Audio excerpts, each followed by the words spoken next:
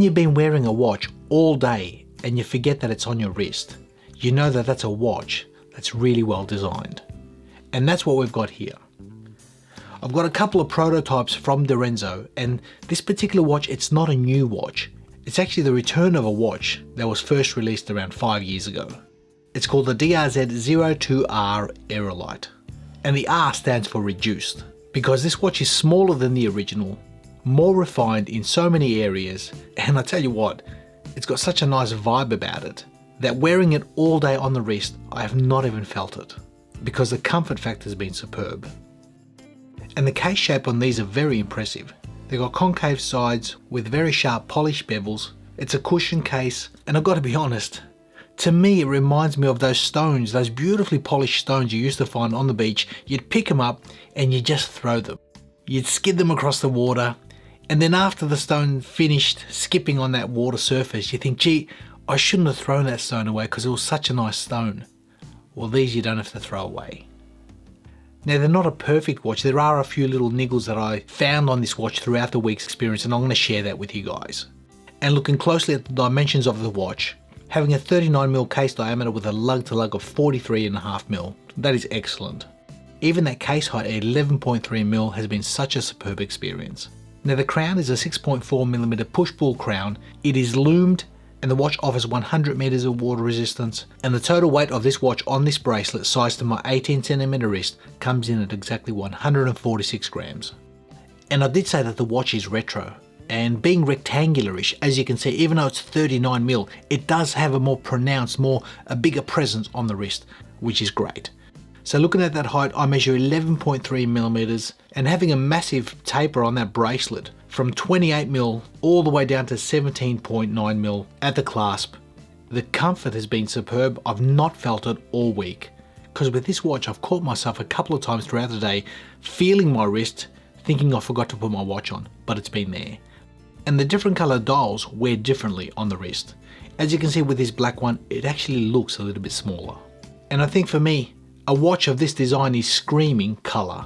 So Sergio's been very intelligent with his use of color, because he's offered this watch in a variety of dial colors.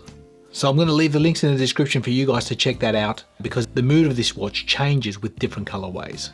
And looking closely at that dial, you can see it's a sandwich dial. It's loom filled, it's got excellent symmetry, it's really screaming out something ultra modern, very space age. It's definitely got Sergio's signature on that dial, you can't mistake it.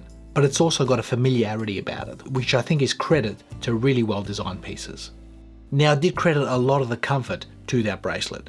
There's a massive taper from 28mm all the way down to 17.9.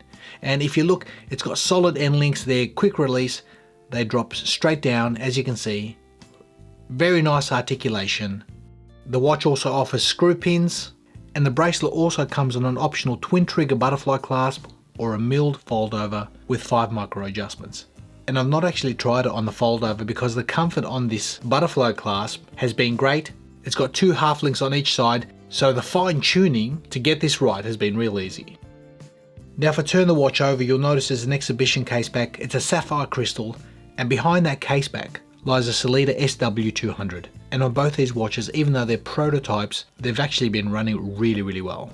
So I think specifications wise, these watches are spec'd out really nicely. Now, although both the watches are prototypes, Dorenzo's got a pre-sale campaign, and the watch is going to be launching on July the 15th, and that pre-sale price is 700 Swiss francs. Lastly, before I get onto any of the gripes of this watch, the loom on these watches are Swiss Superluminova, and as you can see, the different colorways are going to feature different Superluminova, and on these two, the black one, the BGW9, as you can see, the intensity is much stronger than the orange. Not by a great deal, but enough to make a difference. So what have been the gripes throughout the week of these watches? And probably the biggest one has been legibility. The black has been great, it's been easy, the contrast between the white and black has been easy. The orange one, a little bit not as good. I've had to look twice sometimes to see where that handset is, especially indoors, but outside they've both been fantastic. Second negative for me are those clasps. Although the watch has been extremely comfortable on that butterfly clasp, I know a lot of people are going to complain. And I think one of the draw cards that draws us towards micro brands is the fact that a lot of these micro brands are offering on-the-fly adjustment clasps rather than a butterfly or a traditional clasp that needs a tool. So in that regard, I think Sergio should seriously consider something with better clasps, with an on-the-fly system for the watches. It'll just elevate all the models to a whole new level. And probably the last negative was that lume. The black one was displaying great intensity, but the orange one was trailing a little bit behind. And that's all the negative experiences I've had with these watches, because the comfort has been phenomenal. The straps have been very good, the case finishing is on a very good level, the polished bevels, the brushing is done very nicely, the movement has been rock solid, and at this price point there's really not much to complain. And I think in this design, the way that this bracelet is integrated is actually very smart, because you've got a standard 20mm lug width that if you did take this off, you could potentially put a nice orange strap on this, just to change it up and accentuate that retro case shape even more. I hope you enjoyed that, guys. The return of this little beauty from Dorenzo, and when I say little, it is now 39mm. It's smaller, it's more refined, it is so comfortable on the wrist. Every day that I wore this watch throughout the week, I completely forgot that it was there. And that's pretty special for a watch which I wore only on the butterfly clasp. Hit me up in the comments, let me know your thoughts of this brand or this watch. I make it no secret, I like Dorenzo, that's why I get them on the channel. I think Sergio really knows how to hit it out of the ballpark, and the return of these releases, I think you won't have a problem getting them onto people's wrists. Thanks for watching, be well, be safe, and we'll see you all in the next video.